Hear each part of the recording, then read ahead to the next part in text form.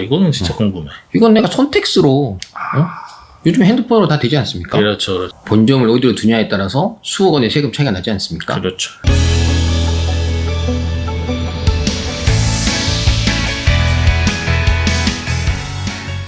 문제를 남겨주시면 답은 저희가 찾겠습니다. 오늘은 그 조세 심판원에서 다뤄진 취득세 중과에 대한 적용 여부에 대해서 이제 이야기를 나눌 건데요. 저희가 보통 부동산을 취득을 하면 취득세를 납부를 하죠. 그렇죠. 근데 취득세율이 몇 프로냐 이런 얘기 하는데 사실 취득 원인이 뭐 증여냐 양도냐 뭐 여러 가지 원인에 따라서도 취득세율이 바뀌고 특히 오늘처럼 법인이 부동산을 취득했을 때 취득세 중과에 문제가 있습니다. 맞습니다. 그래서 오늘 일단 사건의 내용과 그 다음에 취득세 중과에 대해서 한번 간략하게 정리를 한번 해주시죠. 일단은 이 사례는 서울에 있는 법인인데 광진구에 건물을 하나 취득했습니다. 근데 보통 대도시에서 이제 법인 설립하고 5년 내에 부동산을 취득하면 중과되거든요. 이게 뭐 3배인데 실질적으로 3배가 아니라 이제 따져보면 한 2배 정도 생각하시면 되거든요. 근데 이제 이 법인이 본점이 구로에 있었어요. 그 금천구에. 구로는 공단이 많습니다. 그래가지고 산업단지 내에 들어가면 또 수도권 과밀로 보지 않아요. 그래가지고 거기에 이제 사무실을 하나 둔 거죠. 공유오피스에다가. 그래가지고 했더니 이제 광진구청에서 야 취득세 중과해야 되겠다. 이거는 공유오피스고 너 진짜 사무실 아니다. 해가지고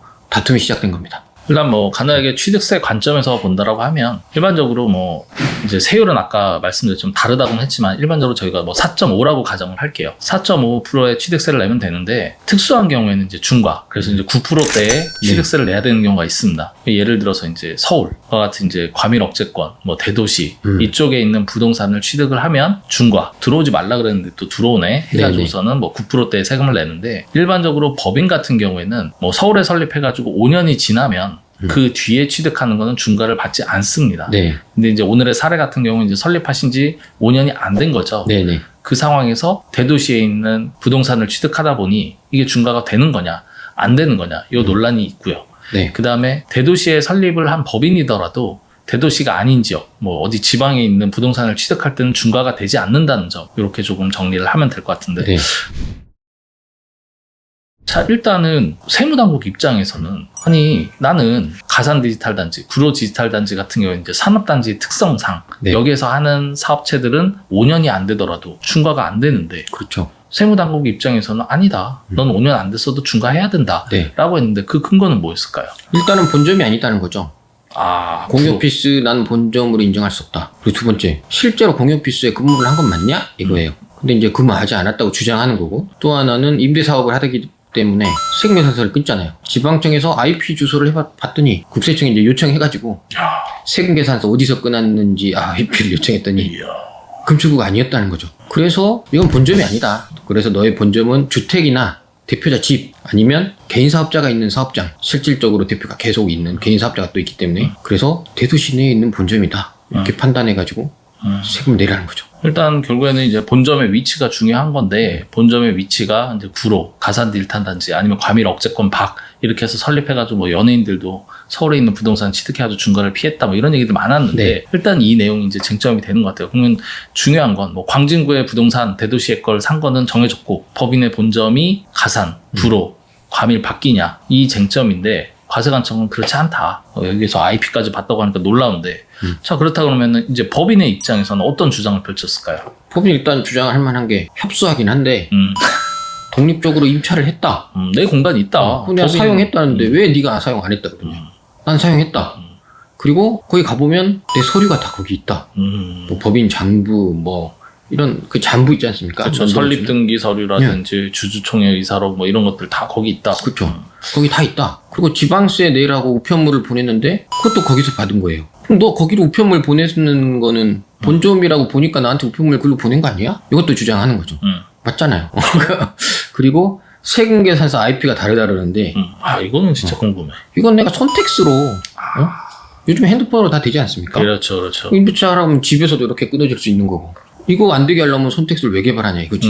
언제든지 편리하게 언제 어디서나 하라고 했는데 모바일로 내가 끊었기 때문에 IP 주소가 특정이 안 된 거다. 그렇게 주장을 했습니다. 자, 그래서 일단은 본점의 위치가 구로 디지털 단지가 맞느냐 아니냐 이거 갖고 이제 쟁점을 했는데 그렇다고 하면 조세 심판원은 어떻게 판단을 했을까요? 판단은요 이렇게 했습니다. 이게 본점이 대도시에 있냐 없냐 입증은 과세관청이 해라. 근데 지금 법인이 주장하는 금천구 사무실 본점으로 보는 것이 타당하다. 왜냐면 과세관청이 명확하게 본점이 아니라는 입장을 못했다는 거예요. 그래서 중과처분은 취소가 됐습니다.